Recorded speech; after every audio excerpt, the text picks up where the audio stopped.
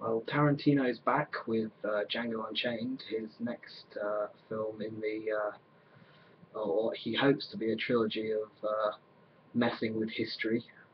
And I think ultimately it works quite well as a film, but it does have a few flaws. But because of its naturalistic dialogue and excellent action and copious amounts of fake blood, it does feel satisfying as a movie. Django follows Django, a slave who is freed by a bounty hunter called Dr. King Schultz, played by Christoph Waltz, who is excellent in the film. And these two go off in search of Django's wife, who's owned by a plantation owner called Calvin Candy at a plantation called Candyland, and he's played by Leonardo DiCaprio, who just seems to be having one of the best times of his life. He's really enjoying the role, and he gives great evil. But the film ultimately has a few problems, mainly with pacing, and I think the reason for this is because Tarantino's writing style and his directing style don't mesh at times, because the scenes where people have long conversations, they seem to work much better than the scenes that seem to build up to the action set pieces. The action is excellent, but the moments before it, there seems to be this sort of lull where he sort of doesn't have the right beats in it. It just doesn't feel good.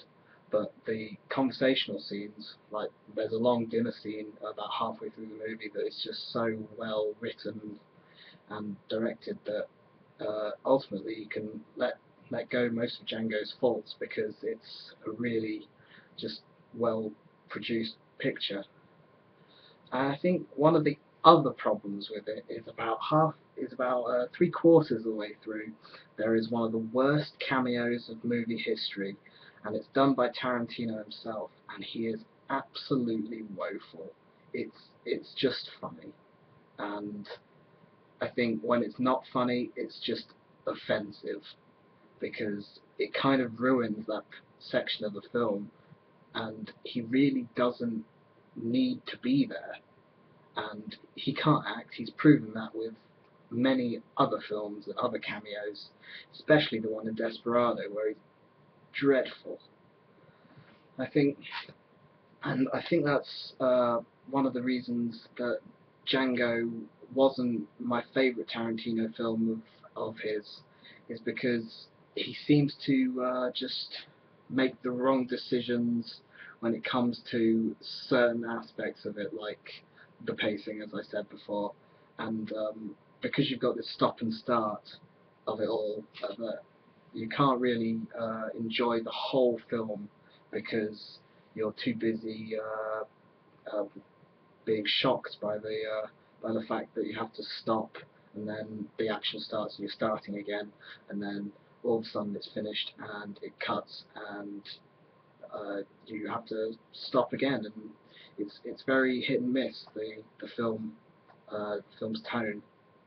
But ultimately, it's got these really brilliant performances in it, and I think Christoph Waltz, Jamie Foxx is really good as Django himself, and like I said, Leonardo DiCaprio is really good. He gives great evil. But I think ultimately the film, its best performance is by Samuel L. Jackson, who is on par with one of his best performances from Jackie Brown, another Tarantino flick. And I think it's just he's the best villain of the film, and that's not trying to be offensive to Leonardo DiCaprio. He is just so good in this movie, and I think he's just one of these actors that surprises you every now and then with a character that's just so incredibly evil.